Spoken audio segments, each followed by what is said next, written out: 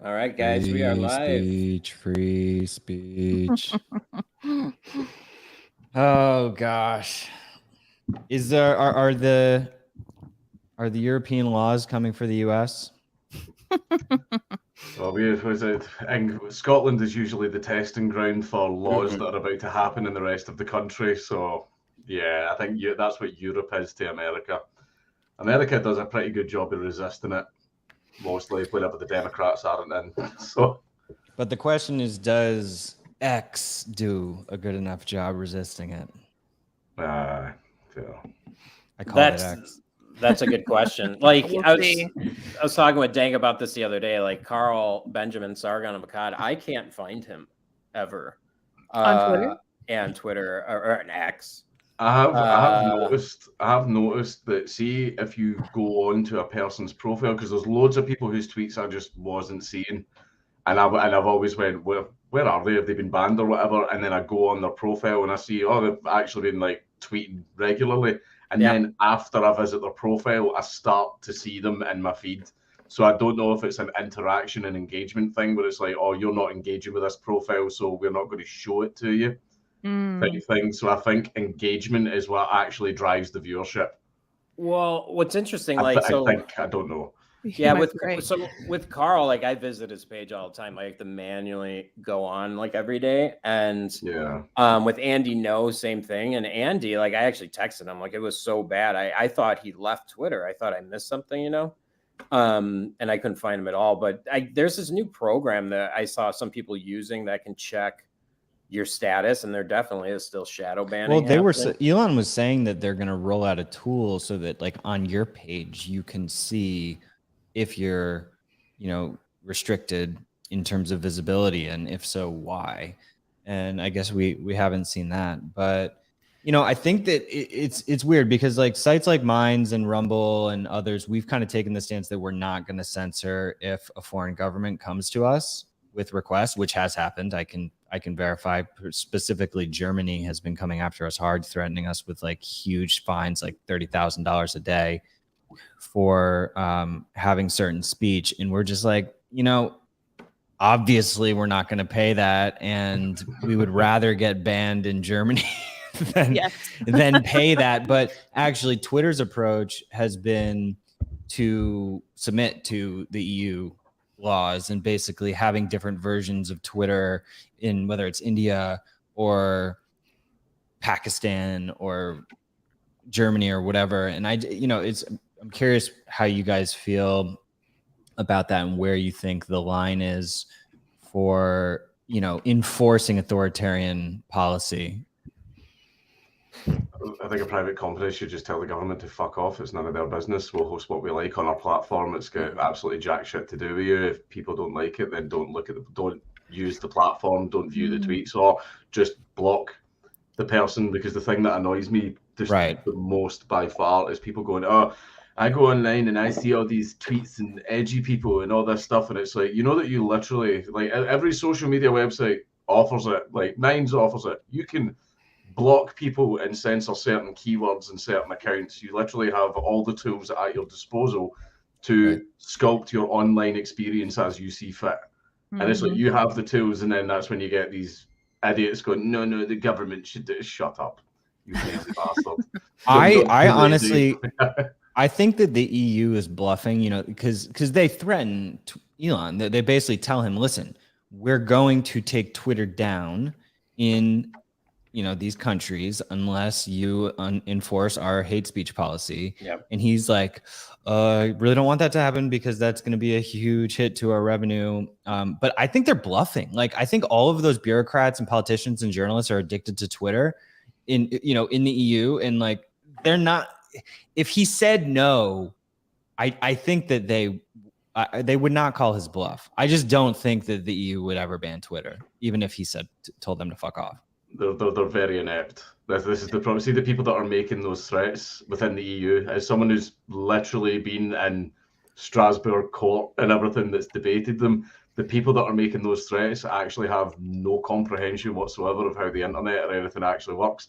Like, none of them can even spell VPN. And because that's the thing, we've got all these amazing strict laws. VPN.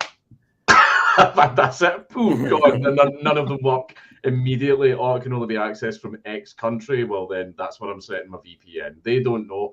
And I think what will happen is they'll make those threats, and then Elon will turn around and go, yeah, fuck it, go for it then. And then what's going to happen is they're going to go to their little tech guys and they're going to go, yeah, this isn't viable at all. This isn't something we can actually do. Right. You should have probably came down and talked to us first before you said all that shit. Yep. Yeah. Right.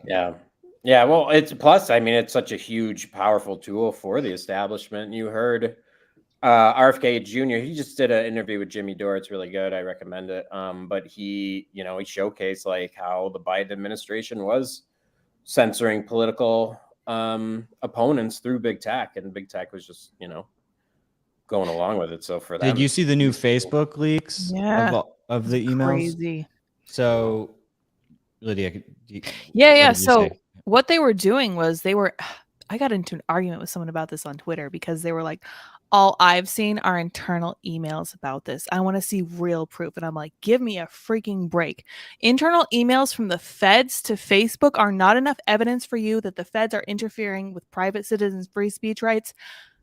Please, sir, please. Because what they were doing was putting pressure on Facebook literally to remove memes about the vaccine.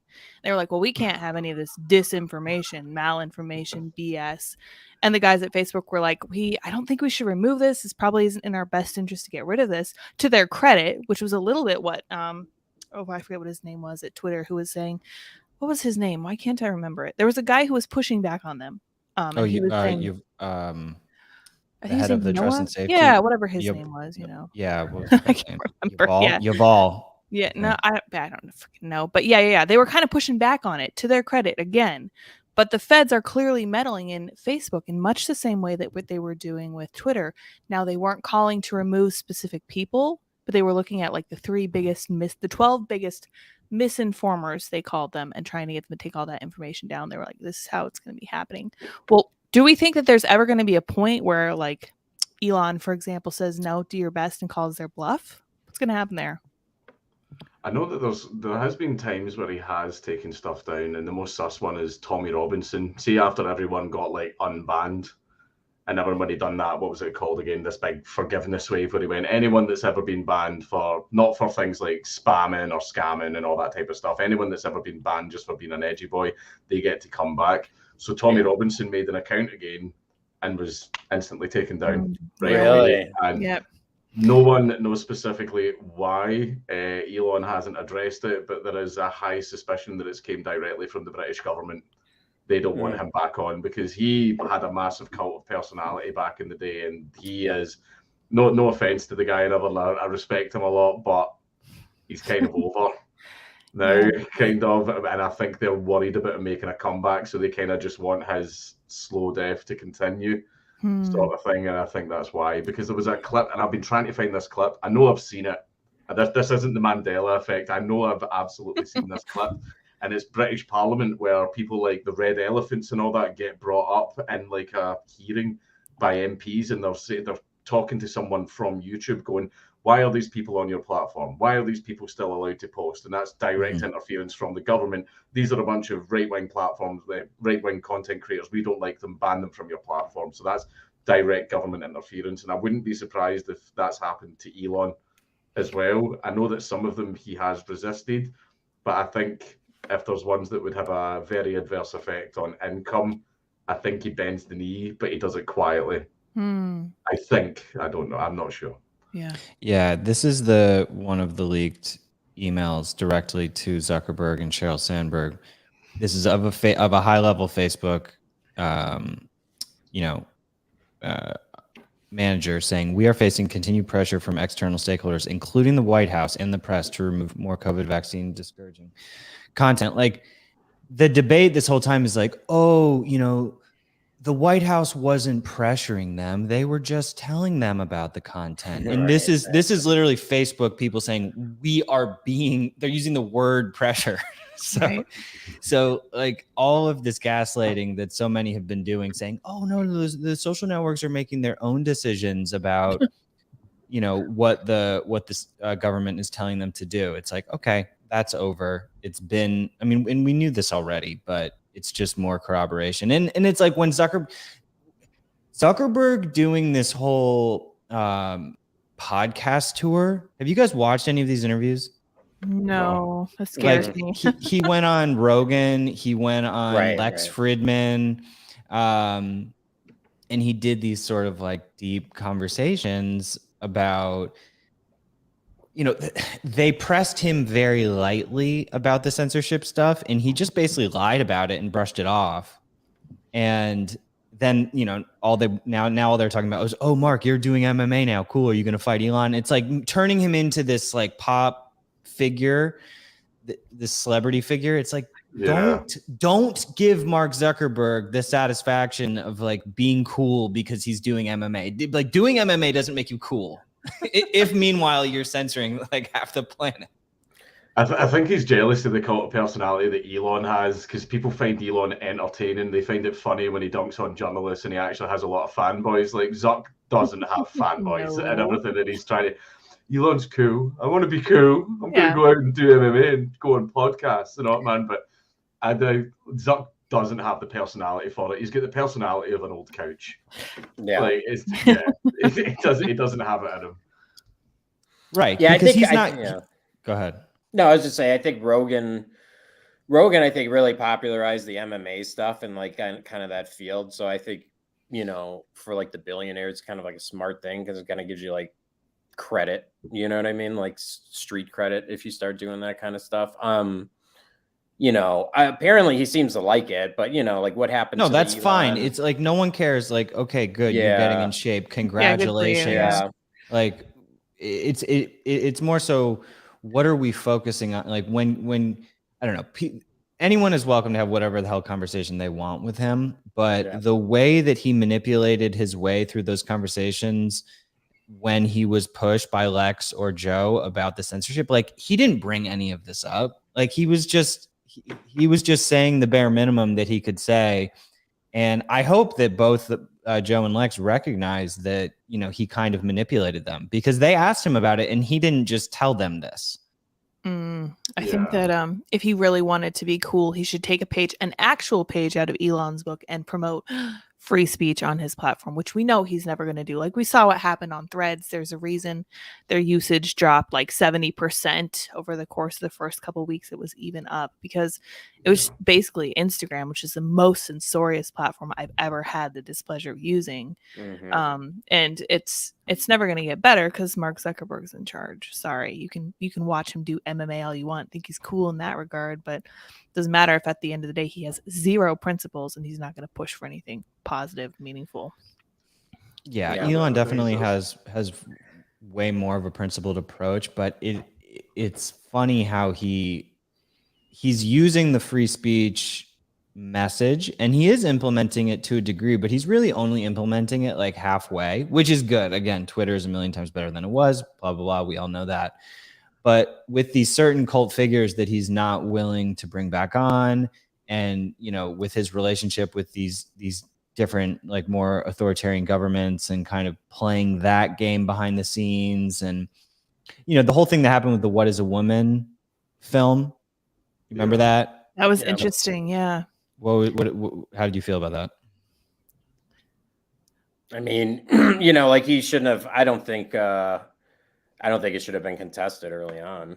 Obviously. You know, like, I mean, it's kind of good that it was, though, because it did drive attention in the film. It did drive it. But how bizarre is that? Because basically, Twitter had a actual deal happening with the Daily Wire where they had a contract and they were going to do like a specific landing page for the film, and there was like corporate stuff going on, which they basically completely ditched. And then they put it behind visibility filters. They didn't take it down. But then Elon, on his own accord, starts promoting it hard, even though Twitter is punishing it. So it's like Elon is like, he's at war with Twitter. He's at war with his own company. Oh, interesting. That was the same problem that Jack had, because I know that Jack went on Joe Rogan and Joe Rogan didn't challenge him on any of the censorship stuff to the point where people were shitting all over that episode and going, this was absolutely terrible. You should have challenged him more.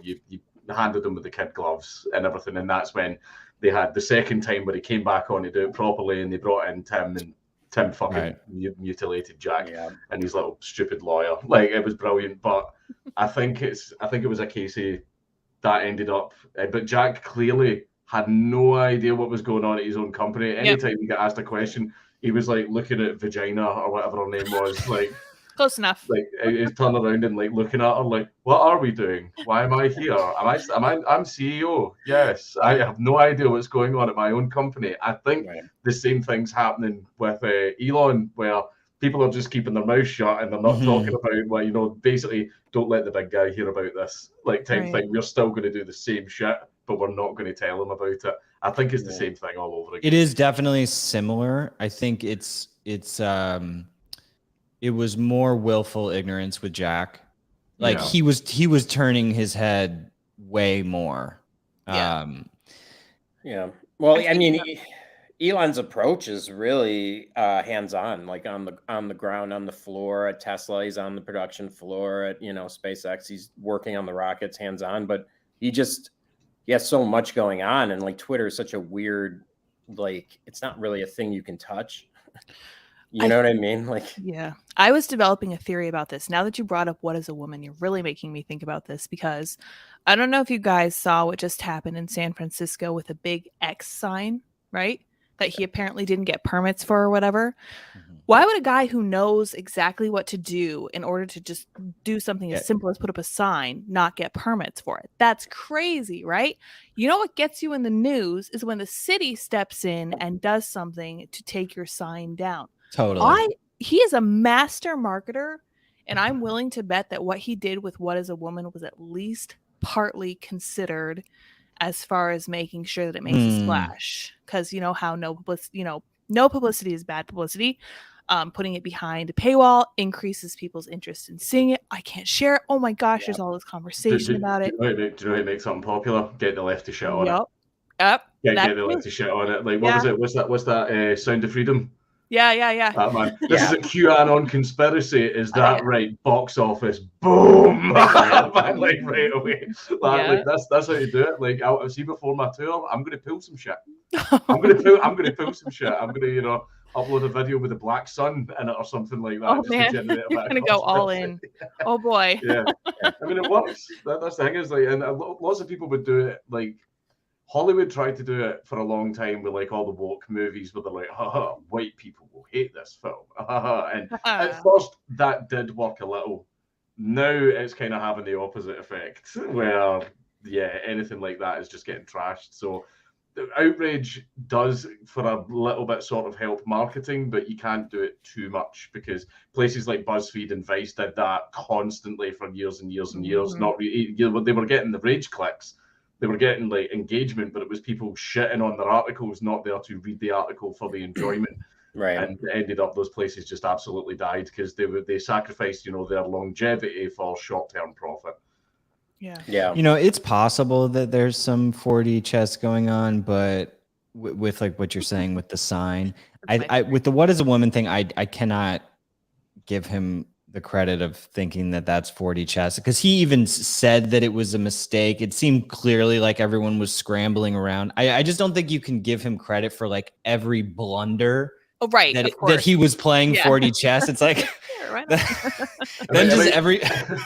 may turn out like Trump, when at the end of the presidency, we can be like, guys, I think he was just retarded the whole time. I don't think this was working for him. Yeah, I don't think that was a 4D chess move. Yeah, hilarious, but retarded. Yeah. I mean, that's a good point too. To Dank's point too, like he can popularize anything on that platform. So yeah, I guess you wouldn't necessarily even have to have the controversy up front, because he on that platform he can make anything go crazy viral. Yeah. So that's good. Yeah. I don't know. Well, it's interesting. No other CEO really behaves on another big tech platform. Like it would be smart. Yeah. It would be smart if Zuckerberg like had a sense of humor and started shit posting. Like that would be the smartest thing he could possibly do for any of his apps, but they're just not willing to do it. Like can you think of it? Is there any other big tech CEO that even like posts? I mean, Look at like Microsoft, no. Apple, Tim Cook, no. Bezos tried a little. He tried a little bit of shit posting on Twitter, and people just kind of told him to shut up. It's like people were like, "Stop trying to be funny. You're not funny," and he just kind of stopped. It's like, yeah, I guess you're right. Yeah, he's kind of setting the precedent with that. You know, no one's tried it, so yeah. I mean, Bezos was posting some. He posted the Barry Weiss article. He was posting some actual like slightly anti-woke content on Twitter, and I was like, "What are you doing? How can you? Because I wouldn't be surprised if he was like relatively well informed on some of these issues. He's a smart guy, but at the same time, you know, Amazon is banning Parler, you know, from their platform, so it's like." He's not running his company. He's the type of CEO that would like have his own beliefs, but still let his company be completely ideological, which is pretty nasty. Yeah. Like for you to not have that synergy between, you know, your real philosophy and what your companies are doing, just like letting your companies rot ideologically. Yeah. It's good when you hire everyone from all parts of the political spectrum, because it kind of cancels each other out, and your company just runs like normal. Yeah. Like I've got staff members who are socialists. I've got other staff members who deny certain historical events, but you know, it balances out. It balances out. You know, they cancel each other out, and your company's not ideological. It's just a company at that point. Well, that's how it used to be, right? I don't mean denying certain historical events, but it always used to be that it didn't matter what your views were, because you were going in. I used to work in a hospital. You were going in to read EKGs all day. It didn't matter at all what you thought about who the president was. That's why I love Ben and Jerry's. My brother in Christ, you sell ice cream. Shut the fuck up. Just shut up. I know. Yeah. They've been doing it for decades. I know this is not new for them, but But I mean, did you hear about Disney? Did you hear what happened with Disney today? Oh, with the DeSantis thing? Colin Wright just posted this new Disney board eliminates DEI programs, diversity, equity, and inclusion, because it was getting so bad that they removed all, you know, references to girls and boys in Disney World. Wow. And it was just they were just using, everything was friends. Everyone's just commies. They get lots of weird rules there though, don't they? Like you're not allowed to point.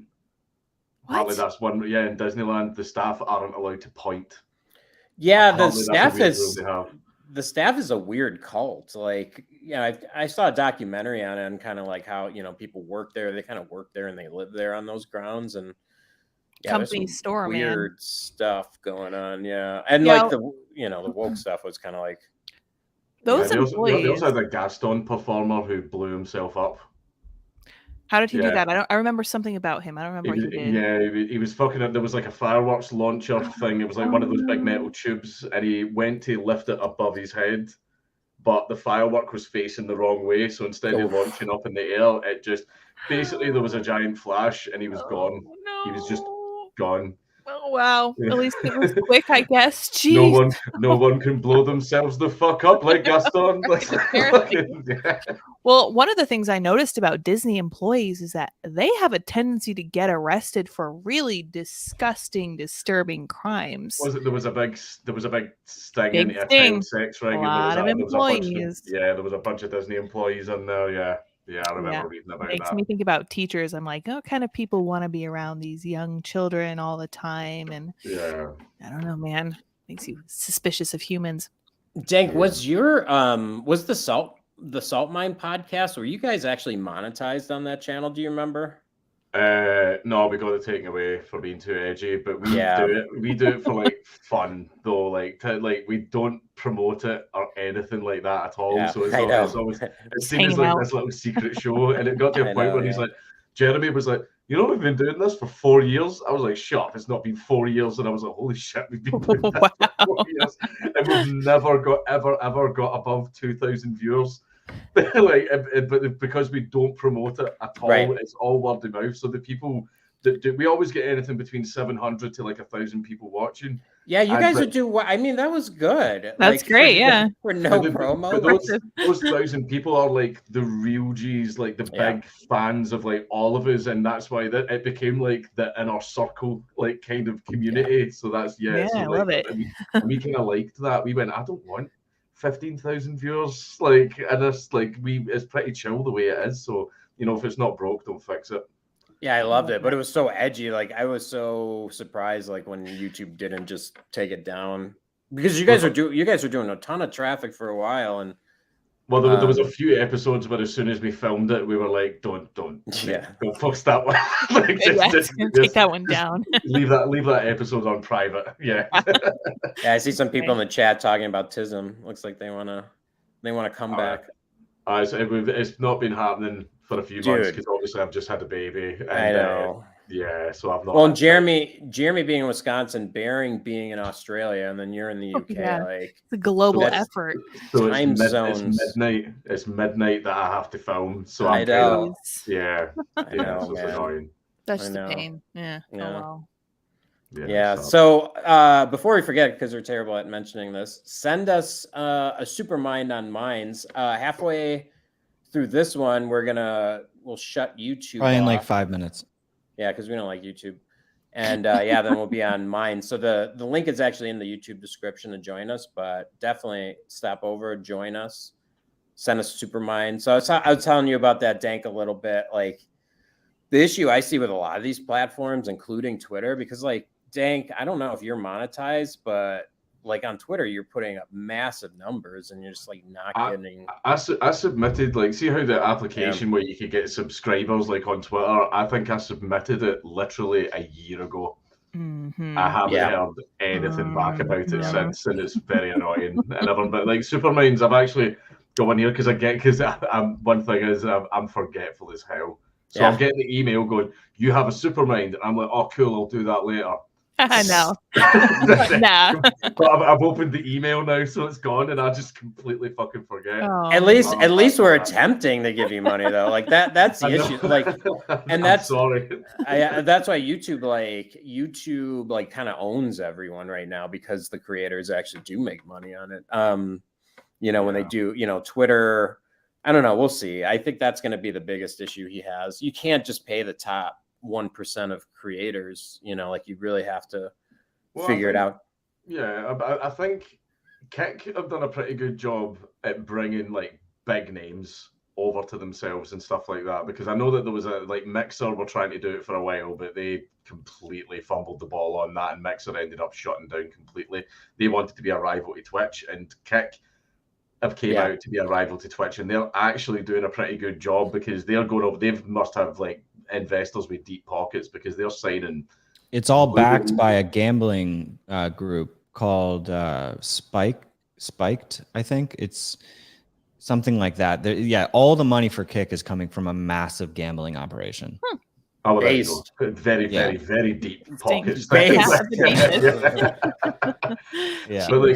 And they are becoming like a sort of a viable competitor almost, but the problem is like keeping up that traction. Basically, you're trying to suck everyone away from Twitch. That's what you're trying to do. Obviously, same way Minds is trying to suck everyone away from Twitter and everybody else, and but I think a lot of people expect it to happen. Oh, this will happen in like a year or two. Like, no. Takes a long time. What I'm kind of talking to everybody about is like, with the Minds live streaming, you can just put in the stream key, and there's a lot of streamers that are already streaming, so why not push the Minds?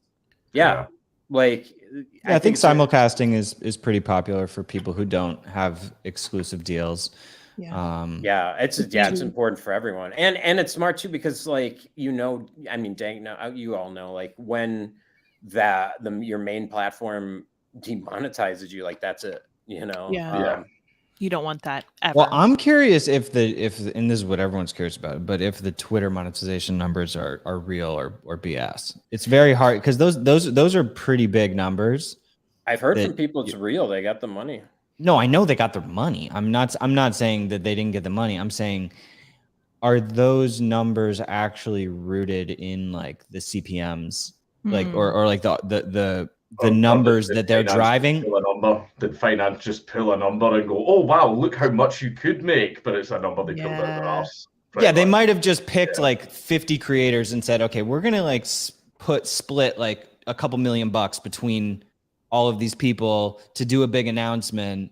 And then, you know, but the question is, because like you said, you've been waiting a year to get monetized and you haven't, because so the question is, if and when they do open it up to thousands of more creators, will those payout numbers be able to scale to everybody? And I don't think that it can. No, I don't think. I think they might do a limit where it's like you must at least have X amount of followers before you can get. It's 5 million. It's 5 million impressions a month. That's what you have to have.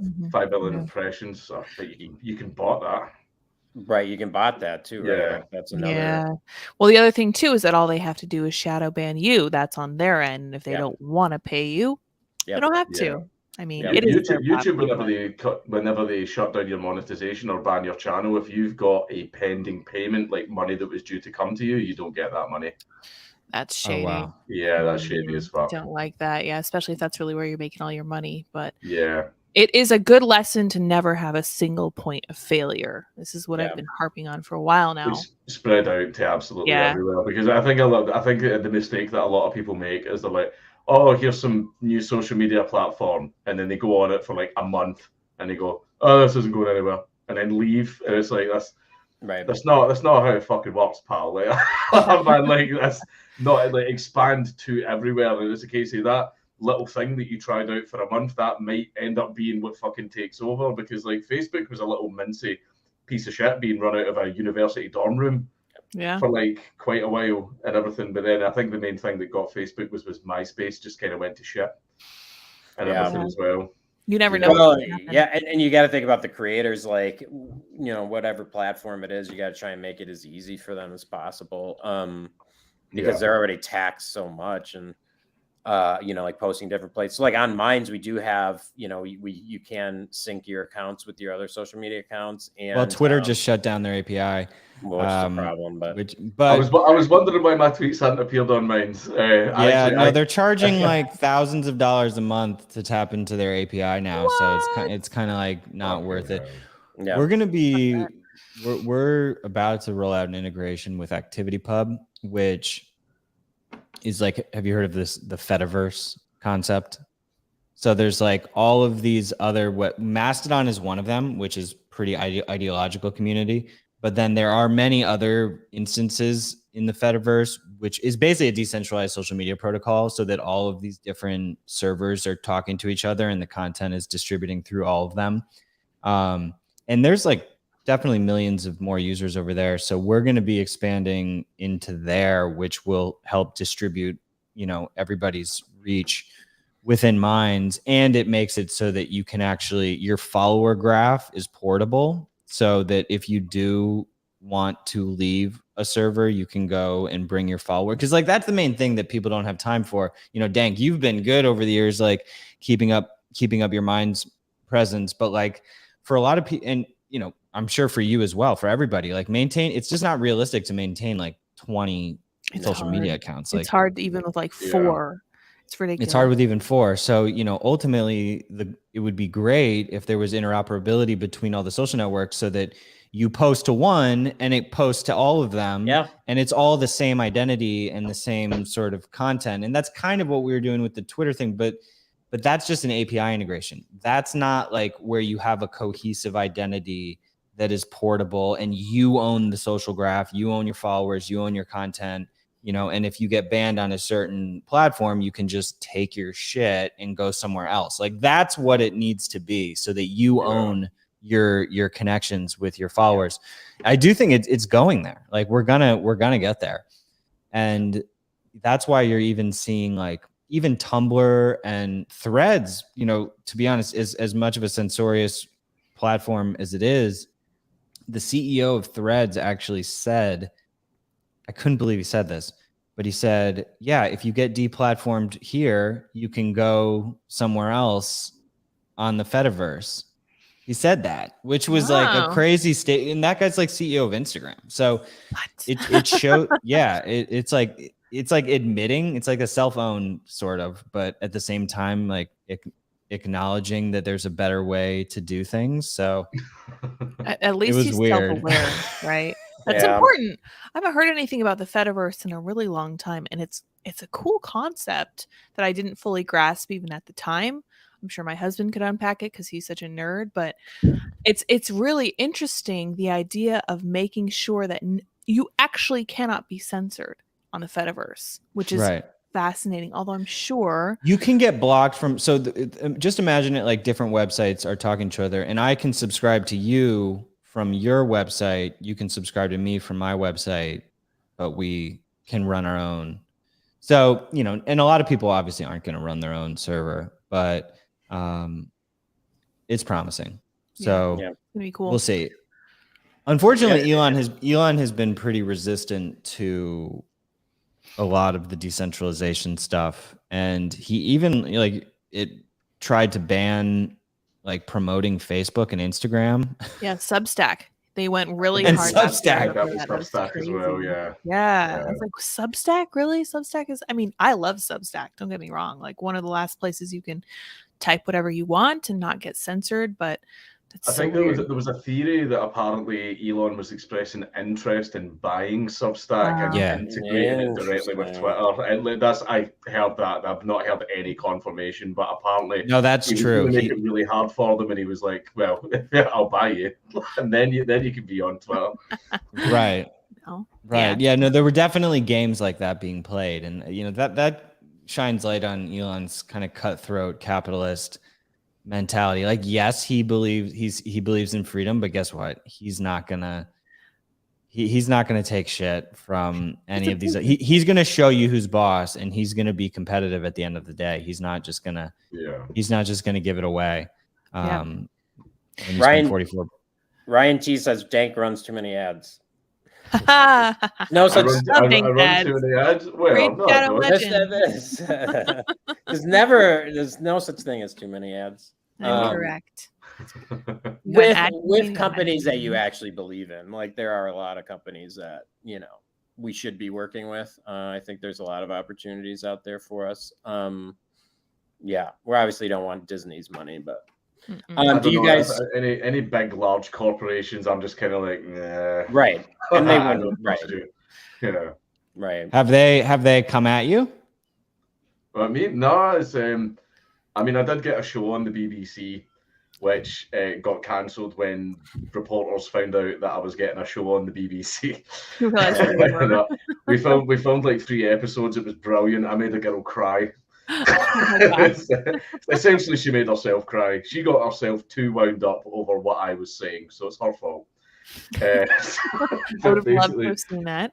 Yeah, I've not had any like large places like sort of approach me or anything like that. I'm not very receptive to it, because see, if I get the tiniest whiff where I feel like this person is trying to become my boss, I'm immediately like, no. Yeah. No. And I have had people approach me going, "Hey, do you want to work for us? You'll get this much a year, blah, blah, blah." And I'm like, no. I like being in charge of all the shit.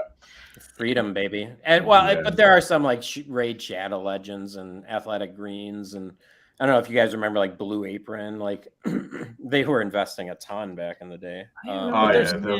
Advertisers have dialed back a lot now, but this is way everywhere. Like even on YouTube, like a lot of people are reporting that even though they're performing like as usual, the monetization is halved. Like but that's not on social media. That's just because obviously the market's completely fucked right now, and advertisers are dialing back their budgets and stuff like that. That's a universal thing that's affecting everyone. Yeah, I agree. All right, well, let's Sean, let's shut down the YouTube and. Oh yeah. All right, everyone, check out.